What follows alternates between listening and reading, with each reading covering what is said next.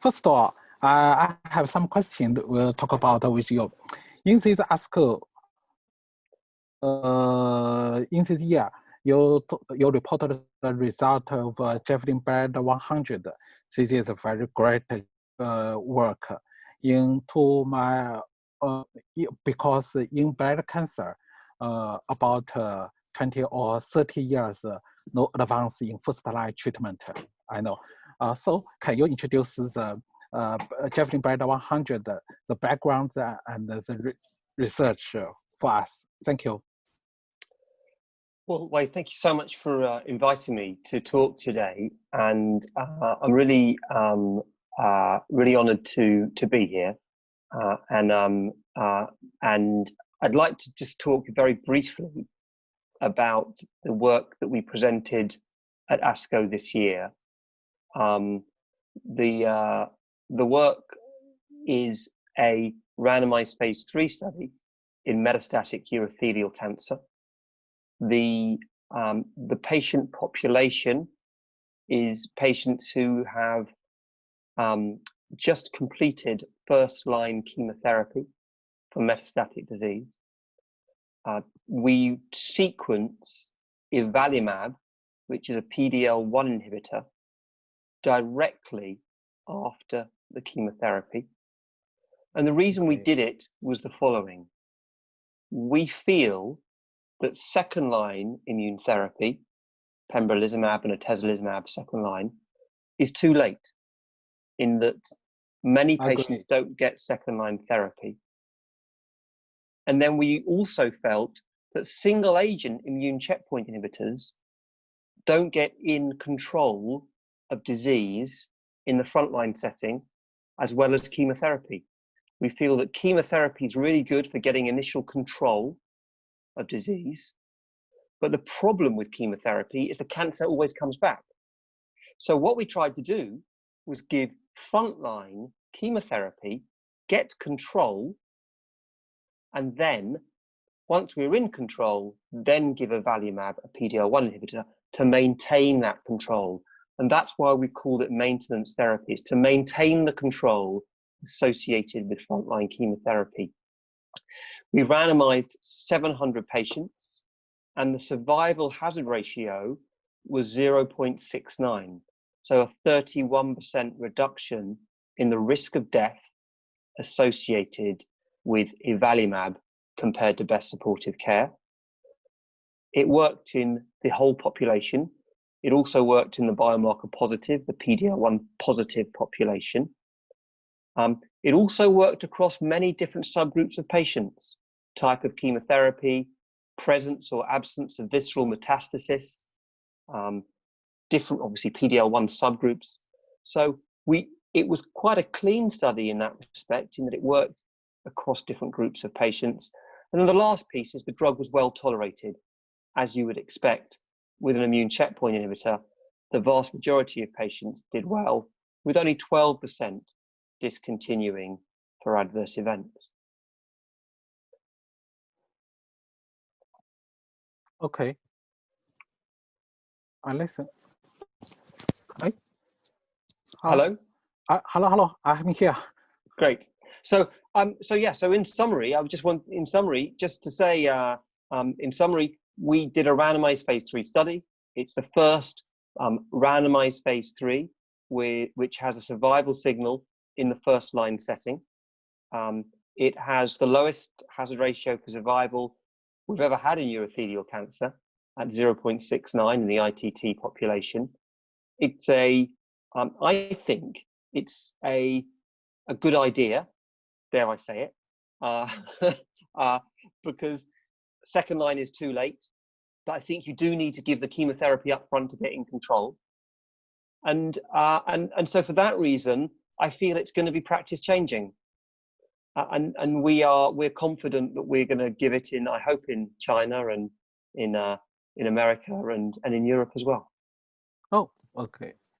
I think you in this JAVELIN Bladder 100.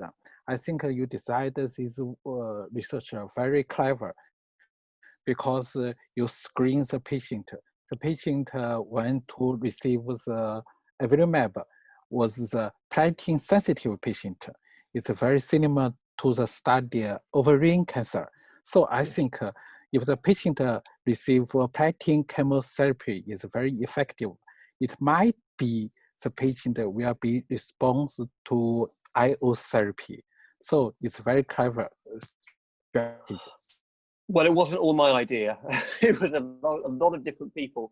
I know actually 200 people from 200 sites from around the world took part, and you know, I've had lots of bad ideas as well. So this is one of which we pursued together with a number of other people. One of the questions that people ask me is, firstly, how does this compare to upfront chemotherapy with immune therapy?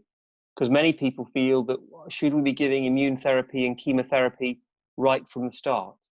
And I think as things currently stand, I don't think there's any evidence that upfront chemotherapy and immune therapy together is better than this maintenance approach. So I think as it currently stands, I think the maintenance approach appears to be attractive. And I don't think that because we've hit a survival signal, I don't think that there are currently more attractive alternatives for patients. I agree with you. I have a question. In clinical practice, when the patient receives chemotherapy, the patient will have two results. One result is response to chemotherapy. Then the patient will receive IO in maintenance. But when the patient receives chemotherapy, but the patient progresses very rapidly, Yes. the patient also receive IO.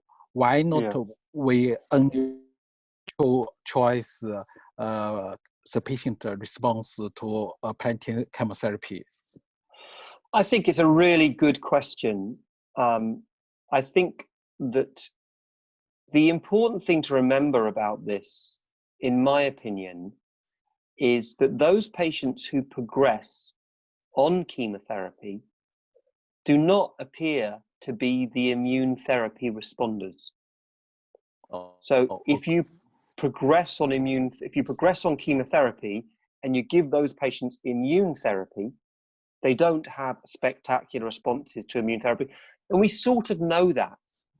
And the reason we know that is in the pembrolizumab and atezolizumab study, those patients with aggressive disease, with liver metastasis and bone metastasis, you know, those progressive patients that are rapidly progressing, don't seem to be salvaged in the second line setting. We know in the second line setting, patients who do best tend to be those patients who have lymph node disease, those patients who don't have rapidly progressive aggressive disease. And so I think that the point that you've made is really important, because the JAVELIN trial does select patients in that we include 75% of patients, those with stable disease and those that are responding, but we exclude those with primary progression. What do we do with those patients? Well, this is difficult. And the reason this is difficult is because those patients don't seem to respond to chemotherapy or immune therapy. And we don't currently have any treatments that work well with them. There's a drug called enfortumab vedotin, which has very high frontline response rates with pembrolizumab. And it may be that we have to use a different class of drug altogether to get in control of those patients. I agree. In this study, you also use PD-L1 as the main biomarker, obtain significant OS benefits in both the whole cohort or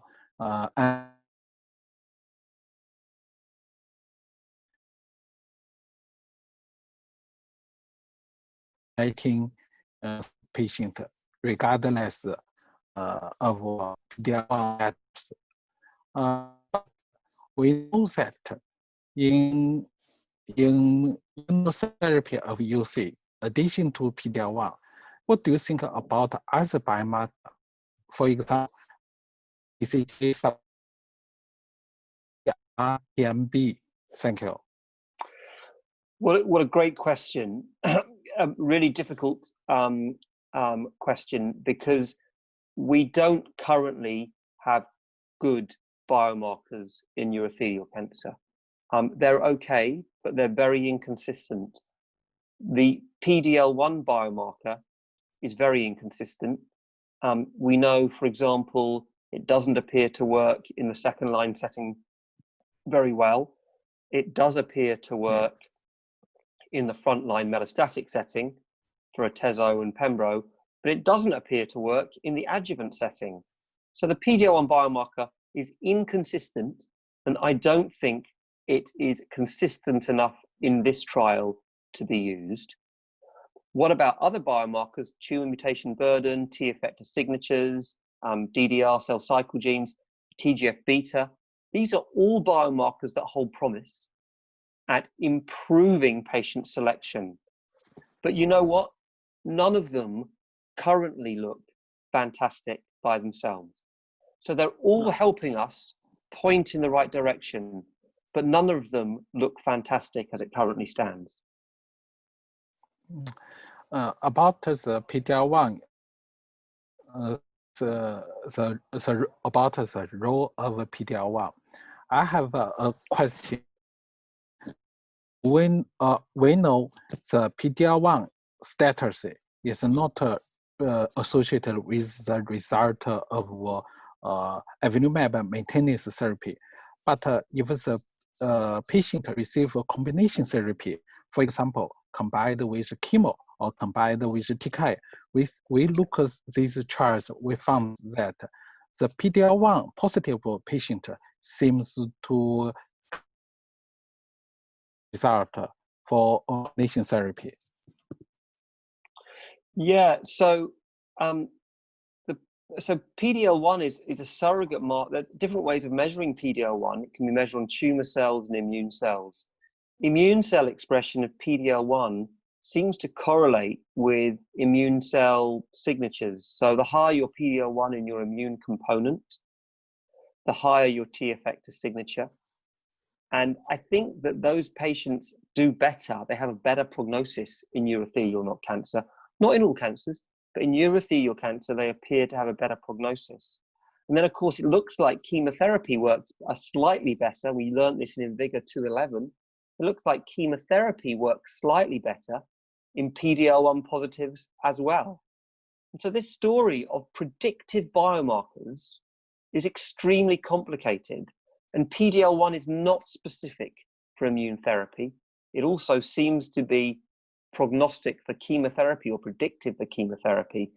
And unfortunately, and I wish this were different, unfortunately in urothelial cancer, as it currently stands, it doesn't appear that PD-L1 is an ideal biomarker. And I suspect we may not be using it too much in the future. I agree with it. Another question about the first line therapy. If the patient, according to the study in IMvigor 130, concurrent treatment with chemo and IO seems to also get a survival benefit. What do you think of the different patterns? Yeah, so that chemo and IO. That's a really good question. And my feeling is this, that the IMvigor 130 atezolizumab plus chemotherapy randomized trial, the chemotherapy immune therapy combination arm has a progression-free survival advantage, which is significant, but it does not yet have an overall survival advantage. And when it does hit that survival advantage, it's currently at 0.83. If it does at a later analysis become significant, then I think we will have to have a discussion about which approach is best. And I don't think we're there yet. So I think the point you've made is good.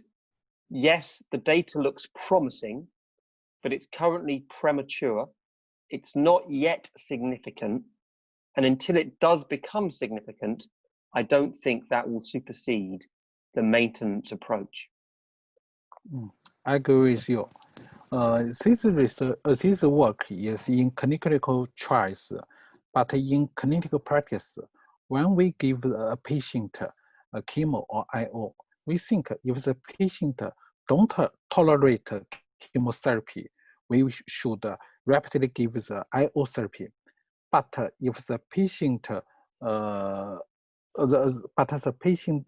tumor of the patient progress very rapidly, the IO is not very responsive quickly. Yeah. So I will discuss with the patient, if you can receive the strategy IO and chemo, I think if you don't tolerate with chemo, we can stop the chemo and continue the IO therapy.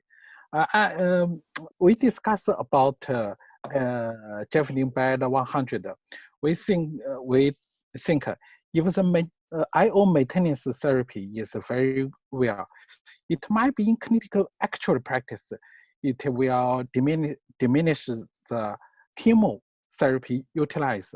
What do you think about this situation? You know, I think what you've said is you've articulated a problem really well. The reality is we don't know.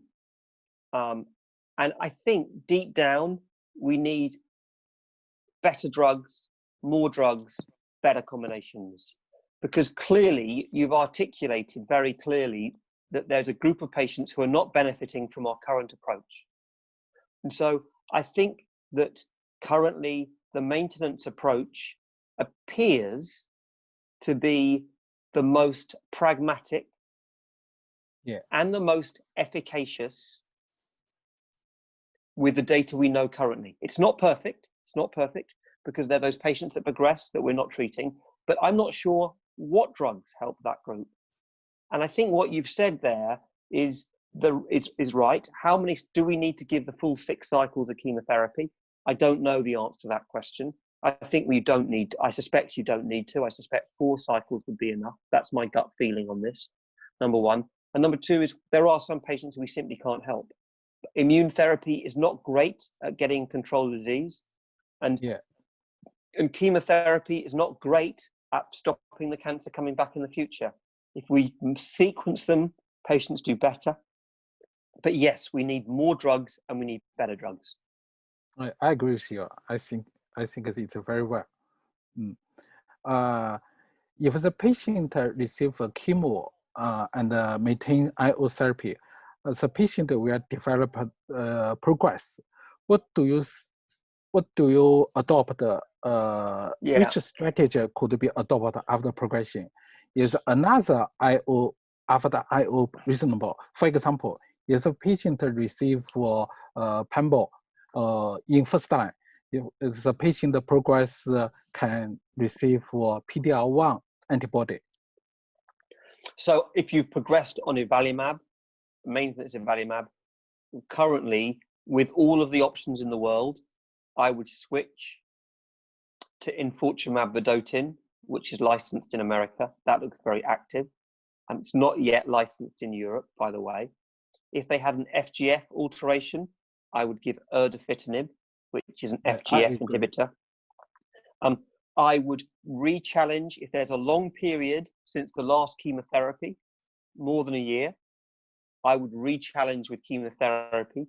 We've seen good re-responses with chemotherapy after immune therapy, providing there's a period of relapse. So re-challenge with chemotherapy.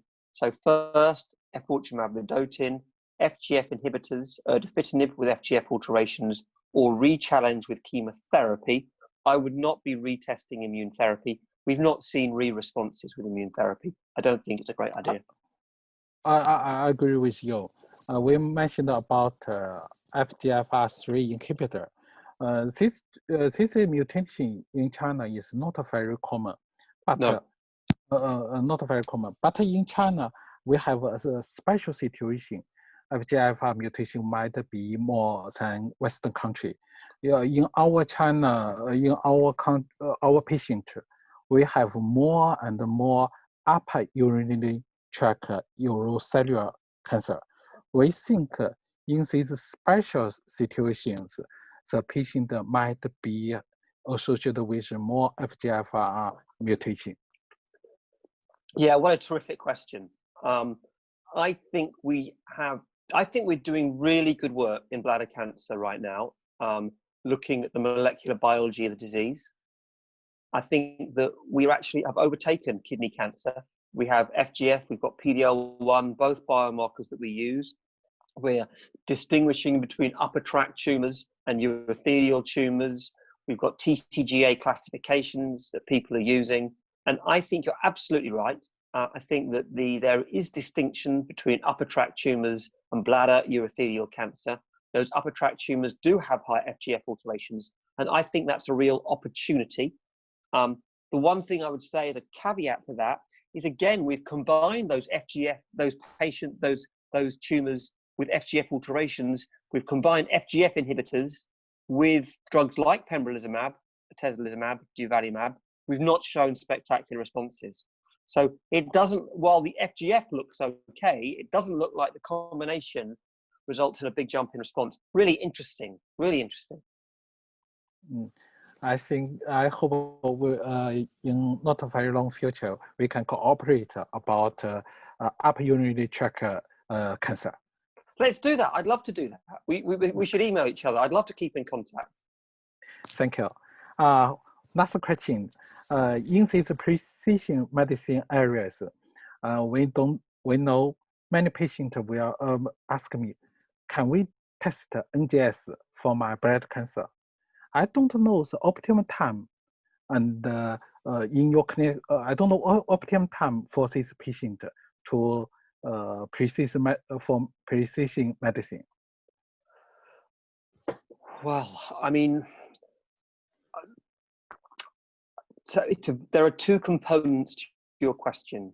The first is, if with tumor heterogeneity, do you need to have contemporary tissue at the time of the decision, or can you use archive tissue from the past? And I think that in most of the trials that we've done, we've allowed archive tissue.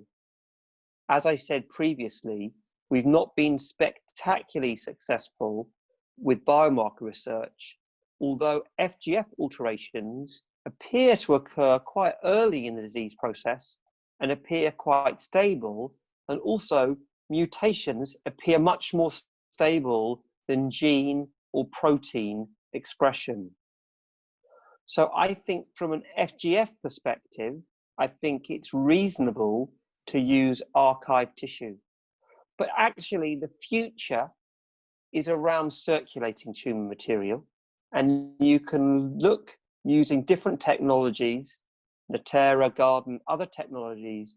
You can be looking for circulating ctDNA alterations. So you can do a blood draw, from that blood draw identify FGF alterations. And my feeling is that's going to be the future. I think that we are going to leave tissue behind, and we're going to be using circulating tumors, I hope, in the not too distant future. It's a really exciting area of research, circulating tumor DNA. Also, we're measuring chemokines and cytokines. We've got a recent publication with IL-6 and IL-8, looking at that and the response to atezolizumab. This is an incredibly exciting field, because how do we use the drugs we have better? That's the question. What we've done so far is we've combined things together, and we've not got all the results we wanted. We've ended up sequencing the drugs, which looks like it's a bit better, in my opinion. But actually, we need to get to the next level and use the biomarkers properly.